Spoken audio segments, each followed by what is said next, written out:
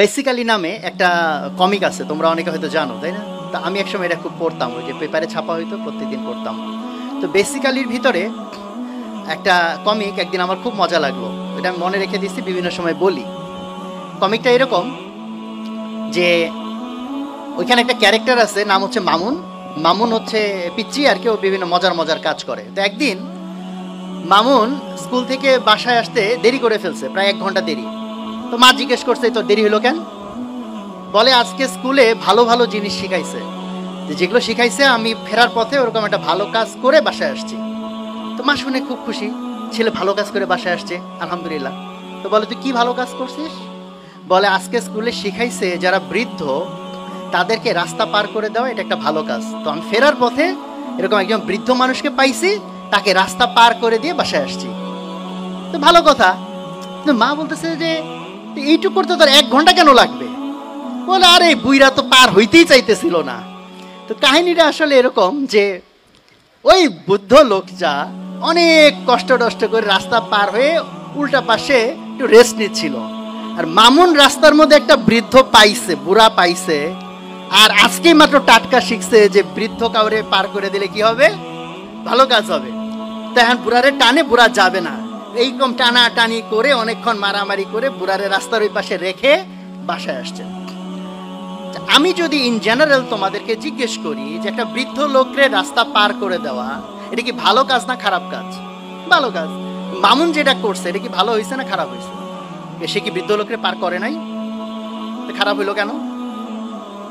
দেখো, এই গল্পটা আমি এই জন্য বললাম কারণ আমরা যখন তোমাদেরকে বিভিন্ন রকম নসিহা করি, যেহেতু এটা নসিহা প্রোগ্রাম, যে এটা করবা, এটা ভালো, এটা ভালো, সেটা ভালো, অনেক ক্ষেত্রে হয় তোমরা পারপাস বোঝার চেষ্টা করো না, উদ্দেশ্য বোঝার চেষ্টা করো না, ভিতর বিষয়টা কি এটা বোঝার চেষ্টা না করে জাস্ট ইনস্ট্রাকশন ফলো করতে চাও। তো শুধু ইনস্ট্রাকশন ফলো করতে চাইলে দেখো ভালো কাজ করতে গিয়ে খারাপ কাজ হয়ে যেতে পারে। এই বুড়ারে যে পার করছে সে, এটা কি ভালো হয়েছে না আলটিমেটলি বুড়ার জন্য খারাপ হয়েছে? খারাপ হয়েছে। কেন? কারণ সে এইটুকু শুধু বুঝছে যে বুড়াকে পার করে দিলে ভালো হবে, বাট সে এটার ভিতরের কথাটা বুঝে নাই, এর পারপাসটা বুঝে নাই। কারণ বৃদ্ধকে পার করে দেওয়াটা তো জাস্ট একটা উসিলা মাত্র, পারপাসটা হচ্ছে কাউকে হেল্প করা। তাহলে কাউকে রাস্তা পার করে দিলে যদি হেল্প হয় তাহলে এটা ভালো কাজ, যদি হেল্প না হয় তাহলে এটা ভালো না। তাহলে আমি যে তোমাদেরকে বলতে চাইবো যে ভাই উদ্যোক্তা হও, এটা করো সেটা করো, তোমরা যদি এইটার ভেতরের পারপাস না বোঝো তাহলে হইতে পারে তোমরা উদ্যোক্তা হইতে গিয়ে, অথবা শুধু উদ্যোক্তা না, অন্য যা কিছু আজকে আলোচনা হলো সেগুলো করতে গিয়ে তোমরা ভালো কিছু মনে করবা যে ভালো কিছু হচ্ছে মামুনের মতো, বাট দেখা গেল প্র্যাকটিক্যালি ভালো কিছু হয় নাই, খারাপ কিছু হয়ে গেছে। এই জন্য পারপাস বোঝা খুব ইম্পর্টেন্ট। তো এই পারপাস বোঝার ক্ষেত্রে প্রথমে বোঝা দরকার উদ্যোক্তা দিয়ে আমি আসলে কি বোঝাই। ইন জেনারেল যে কেউ শুনলে, অথবা প্যারেন্টসরাও যারা শুনতেছেন, তারা ভাবতে পারেন যে বাচ্চা মাত্র এসএসসি পাস করছে, এখনই তার মাথার মধ্যে আপনি টাকা কামানোর ধান্দা ঢুকাইতে চান কিনা। তো এই জন্য আগে ক্লারিফাই করা দরকার উদ্যোক্তা দিয়ে আসলে কি বোঝায়। উদ্যোক্তা মানেই ব্যবসায়ী, উদ্যোক্তা মানেই টাকা কামায়, ব্যাপারটা এটা না। উদ্যোক্তা শব্দটা আসছে কি থেকে? উদ্যোগ থেকে। আচ্ছা, আজকে এখানে যারা যারা লেকচার দিচ্ছে কে কে এর মধ্যে উদ্যোক্তা ছিল? আমি একজন উদ্যোক্তা না? আর কে কে উদ্যোক্তা ছিল?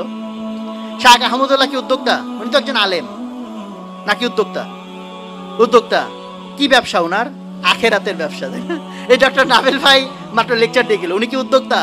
তোমাদের মধ্যে কারা কারা উদ্যোক্তা বলো দেখি? তুই একজন হাত তুলছে, তাও আবার নামাই নিছে ভয়ে, যে ভাই আমরা তো ছাত্র মানুষ, আমরা কিসের উদ্যোক্তা এখন?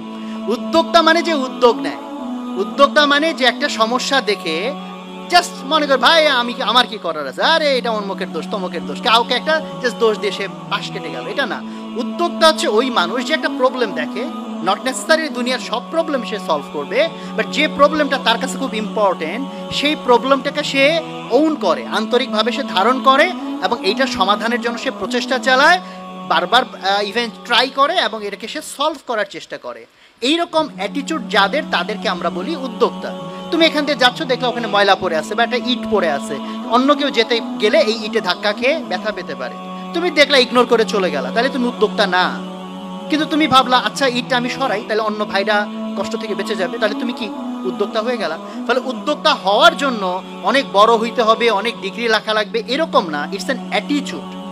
প্রথমত কি উদ্যোক্তা হচ্ছে একটা অ্যাটিটিউড, একটা দৃষ্টিভঙ্গি। উদ্যোক্তা একটা দৃষ্টিভঙ্গি। তো আমরা বুঝলাম যে উদ্যোক্তা একটা দৃষ্টিভঙ্গি, এই উদ্যোক্তা হওয়ার দরকারটা কি? সো প্রথমত তুমি যদি জাস্ট ব্যক্তি হিসেবে চিন্তা করো, তোমার লাইফে অনেক রকম প্রবলেম আছে, সেটা সমাধানের জন্য তুমি উদ্যোক্তা অ্যাটিটিউড নিতে পারো। একইভাবে তোমার পরিবারের মধ্যে, তোমার সমাজের মধ্যে, তোমার রাষ্ট্রের মধ্যে, ইভেন টোটাল পৃথিবীর মধ্যে, উম্মার মধ্যে কত রকম প্রবলেম আছে, যে প্রবলেমগুলোর ক্ষেত্রে আমরা ভাবতেছি ভাই আমার কি করার আছে।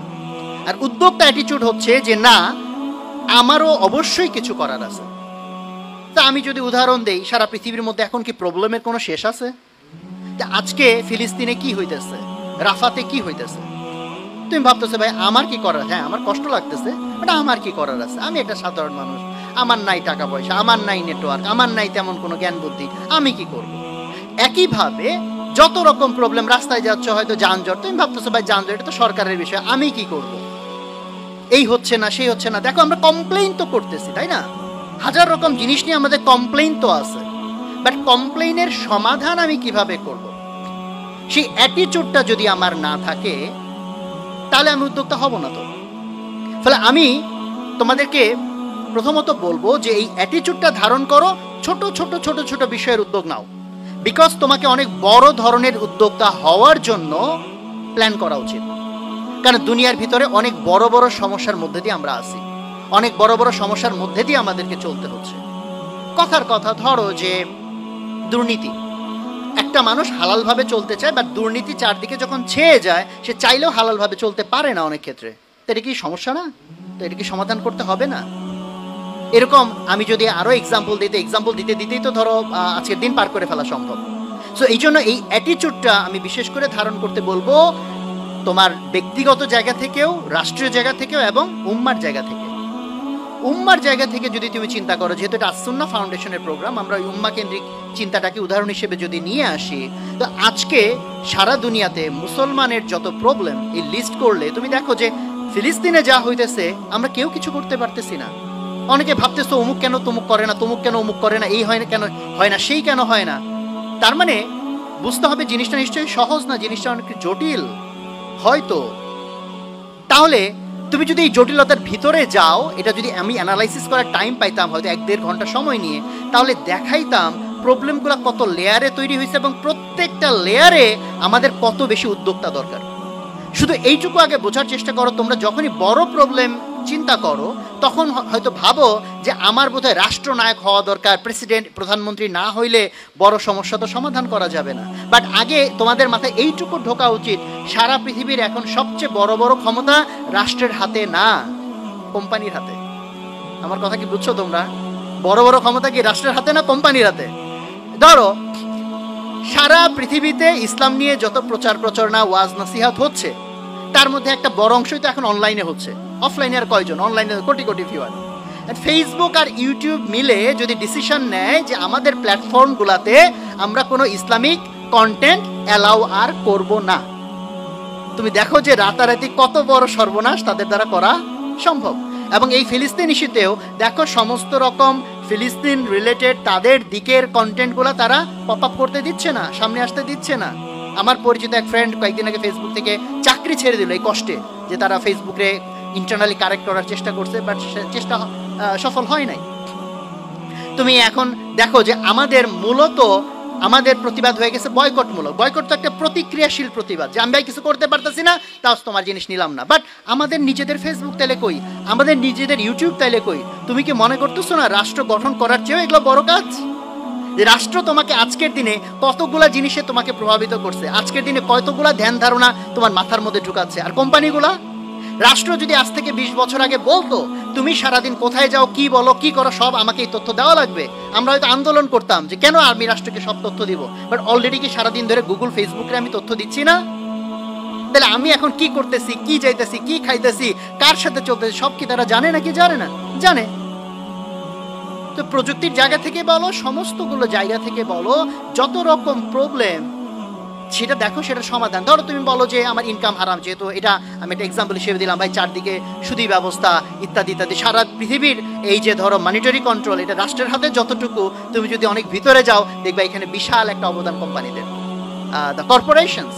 ফলে এইরকম জায়গা থেকে আমি বরং তোমাদেরকে উদ্বুদ্ধ করতে চাই, তুমি যদি মুসলমান হও, উম্মার কষ্ট যদি তোমার মধ্যে অনেক পেইন তৈরি করে থাকে, তাহলে আমি বলবো তোমার উদ্যোক্তা অ্যাটিটিউড তৈরি করে এখন থেকে ধাপে ধাপে ছোট থেকে আরো বড় উদ্যোগ নেওয়ার মতো অ্যাটিটিউড এবং অভ্যাস তোমার তৈরি করা উচিত, যাতে উম্মার প্রয়োজন সবচেয়ে বড় বড় যে কাজ দুনিয়ার মধ্যে হওয়া দরকার সেই কাজগুলো তোমার দ্বারা হয়।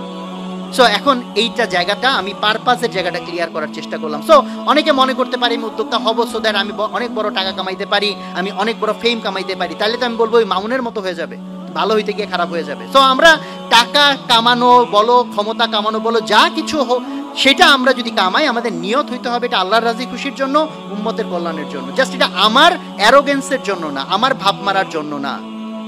তো বাকি এই পারপাস যদি ক্লিয়ার হয়, কাজের ক্ষেত্রগুলো যদি আস্তে আস্তে তোমাদের ক্লিয়ার হয়, কারণ যদি তখন তুমি ফিল্ডের ভিতরে ঢুকবা, তুমি যদি জাস্ট প্যাসিভ হও লাইক এটা একটা প্রবলেম ভাই অমুকের দোষ তমুকের দোষ, তুমি কখনো উদ্যোক্তা হবা না। রেদার তুমি যদি ভিতরে ঢুকো প্রবলেমটা কেন হইলো, কিভাবে হইলো, সমাধানটা কেমনে আনা সম্ভব, এভাবে যদি তুমি চিন্তা করা শুরু করো, দেখো কত রকম বুদ্ধি চলে আসে। দেন সেটা যদি আসে, এখন নেক্সট আমি কিভাবে এটাকে ইমপ্লিমেন্ট করব। তো উদ্যোক্তা হওয়ার জন্য কি কি করণীয়, এটা তো অ্যাকচুয়ালি ছোট টপিক না, অনেক বড় টপিক, অনেক রকম এলিমেন্ট এর মধ্যে আছে। জাস্ট আমি ছোট্ট আরেকটা গল্প বলবো, আমার আলোচনাটা বোধহয় একটু বেশি ভারী ভারী হয়ে যাচ্ছে কিনা, তো যাতে তোমাদের গল্প যেহেতু মানুষের মনে থাকে, গল্পের মধ্যে দিয়ে অন্তত উদ্যোক্তা হওয়ার জন্য ছোট কিছু উপাদান তোমার মাথায় ঢুকে যে এই উপাদানগুলো অন্তত আমার লাগবে। আমি যে গল্পটা বলবো এই গল্পটা মেবি তোমরা কেউ শুনো নাই। গল্পের শিরোনাম হচ্ছে খরগোশ আর কচ্ছপ। তোমরা হাসলা কারণ আরে ভাই এটা কোনো গল্প হইলো, তো সবাই জানে। তা আমি তারপরেও বলি, এমন তো হইতেই পারে দুনিয়ার সব খরগোশ কচ্ছপের গল্প এক না। খরগোশ আর কচ্ছপ নিয়ে কি দুনিয়াতে একটা গল্প হওয়া সম্ভব, নাকি অনেক গল্প হওয়া সম্ভব? অনেক গল্প হওয়া সম্ভব। তো তাহলে আমরা একটু দেখি যে এই গল্পের মধ্যে আবার একটু ভ্যারিয়েশন আনা যায় কিনা। তো প্রথমটুকু তোমরা আন্দাজ করছো, ঠিক আছে, যে খরগোশ আর কচ্ছপের প্রথম অংশটা ওইটাই একটা গল্প, যে কচ্ছপ জিতে গেছে, খরগোশ হেরে গেছে দৌড় প্রতিযোগিতা। এইটুকু তার বলার দরকার নেই, তোমরা জানো কেন হেরে গেছিল। খরগোশ প্রথমত অ্যারোগেন্স দেখাইছে, আরে আমি তো একটু একটু করলেই হয়ে যাবে, একটু রেস্ট নিয়ে নেই, তাই না? তো এটা এক ধরনের তার একটা অধ্যত্ত অ্যারোগেন্স ছিল, যে অ্যারোগেন্স তাকে হারায় দিছে। এবং আমরা এটাকে বলি যে কি, ওখান থেকে আমরা কি শিখছিলাম, slow and steady wins the race. Steady মানে কি, যে লেগে থাকে, কন্টিনিউয়াসলি এফোর্টটা চালায় যায়। তো খরগোশের ওইটা একটা প্রবলেম, সে লেগে থাকে নাই, সেটাও তার অ্যারোগেন্সের কারণে হয়েছে। সে মনে করছে লেগে থাকতে হবে না, হয়ে যাবে। বাট এই গল্পের মধ্যে একটু সমস্যা আছে। গল্পের মধ্যে শিখাইছে slow and steady wins the race. এই যে স্লো শব্দটা, এটা তো একটা প্রবলেম। আজকের জামানা যে গতিতে আগাচ্ছে, তুমি যদি স্লো হই, উদ্যোগ একটা নিতে 30 বছর পার করে ফেলাইলাম, এটা দেখি কাজ হবে? হবে না। তাহলে গল্পের একটু মেরামত দরকার। তো গল্পের একটু আমরা মেরামতের চেষ্টা করি। তো গল্পের সেকেন্ড ভার্সন, আগের বার খরগোশ যখন হেরে গেল, তো খরগোশের তো প্রচন্ড মেজাজ খারাপ, হারছে তো হারছে, তাও কার কাছে হারছে? কচ্ছপের কাছে হারছে। এটা কিন্তু মানিজ্যতের বিষয় না। এই জন্য সে যে কচ্ছপকে আবার অফার দিল যে দৌড় আবার হবে। তো ঠিক আছে, দৌড় আবার। তো এইবার কি খরগোশ মাঝখানে গিয়ে ঘুমাবে তোমার মনে হয়? এইবার এমন দৌড় দিয়েছে, পিছে তাকায়ও দেখে নাই কচ্ছপ কই আছে না আছে, এক দৌড়ে পার। গল্পের এইটার একটা দ্বিতীয় পর্যায়ে, এই পর্যায়ে আমরা শিখলাম যে slow and steady wins the race কথা ওইটা ঠিক ছিল, এটা আগের আমলে। বর্তমান আমলের জন্য স্লোটাকে উল্টাইয়া ফাস্ট বানাইতে হবে। ফাস্ট অ্যান্ড স্টিডি, ফাস্টও হইতে হবে, সাথে কি হইতে হবে, স্টিডিও হইতে হবে। তোমাকে দ্রুত পদক্ষেপ নিতে হবে এবং লেগেও থাকতে হবে। গল্পের এরপরে আরেকটু আছে, কচ্ছপ যখন হেরে গেল, ওর মন খারাপ। খরগোশের হয়েছিল মেজাজ খারাপ, কচ্ছপের হয়েছে মন খারাপ। কচ্ছপ ভেবে দেখলো, তাই তো, ও যদি ঠিকঠাক দৌড়ায়, ওর সাথে তো আমি জীবনেও পারবো না। আমার এইটুক পাই, এটাতে আমি কেমনে ওর সাথে পারবো? এই জন্য এখন এই সমস্ত কেসে মেজরিটি মানুষ কি করবে, হতাশ হয়ে ছেড়ে দিবে, দূর ভাই আমার দিয়ে তো আর হবে না। বাট কচ্ছপ কি করলো, ভাবতেই থাকলো, মাথা খাটাইলো, হাল ছেড়ে দিল না। সে একটা বুদ্ধি বের করে ফেললো। বুদ্ধি বের করার পর খরগোশকে গিয়ে বললো দৌড় আবার হবে। তো খরগোশ তো হাইসেই বাঁচে না, বেটা তোর সাথে দৌড় একবার কেন, 100 বার হইলে 100 বারই তো আমি জিতবো। বাট কচ্ছপ সাথে একটা শর্ত দিল যে দৌড় হবে কোন রাস্তা দিয়ে, এটা আমি ঠিক করে দিব। বললো রাস্তা তো কোনো ব্যাপার না, রাস্তা একটা হইলেই হয়েছে। তো কচ্ছপ রাস্তা ঠিক করছে এরকম যে ফিনিশিং লাইনে যাওয়ার আগে মাঝখানে হচ্ছে নদী। নদী হইলে সুবিধা কি, কচ্ছপ তো নদী সাঁতরায় পার হয়ে যাবে, খরগোশ কি সাঁতরাইতে পারে না। তো খরগোশ এক দৌড়ে নদী পর্যন্ত গেছে, যায় তো আর উপায় নাই। কচ্ছপ আস্তে আস্তে আস্তে আস্তে নদীর ধারে আসছে, এসে খরগোশের দিকে তাকায় মিটি একটু হাসতেছে যে এখন কেন, হ্যাঁ। তারপরে সে সাঁতরায় পার হয়ে জিতে গেছে। তো এই গল্পের এই পর্যায় থেকে আমরা কি শিখলাম?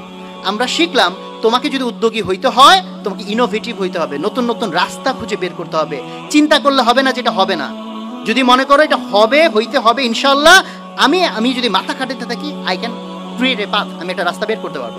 গল্প শেষ হয় নাই, লাস্ট আরেকটু অংশ আছে, ওটা বলে শেষ।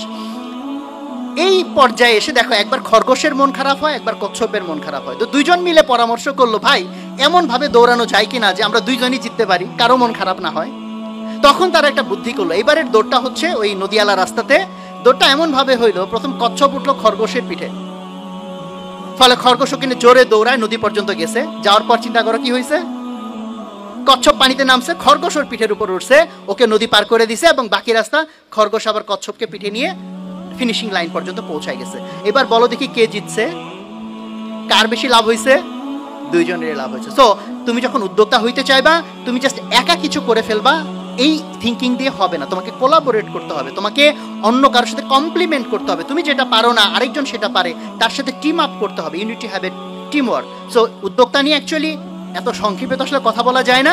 আমি জাস্ট তোমাদের মধ্যে অল্প একটু হলো আগ্রহ তৈরির চেষ্টা করলাম যে সারা পৃথিবীর ভিতরে উম্মতের অথবা দেশের অথবা পরিবারের যত প্রবলেম আছে, এটা সলভ করার জন্য আমাদের আবেগ তৈরি হওয়া উচিত, এবং আমাদের এই উদ্যোক্তা অ্যাটিটিউড নিয়ে আগায় যাওয়া উচিত। আল্লাহ তাআলা আমাদেরকে তৌফিক দান করেন। সবাইকে আবার ধন্যবাদ। আসসালামু আলাইকুম।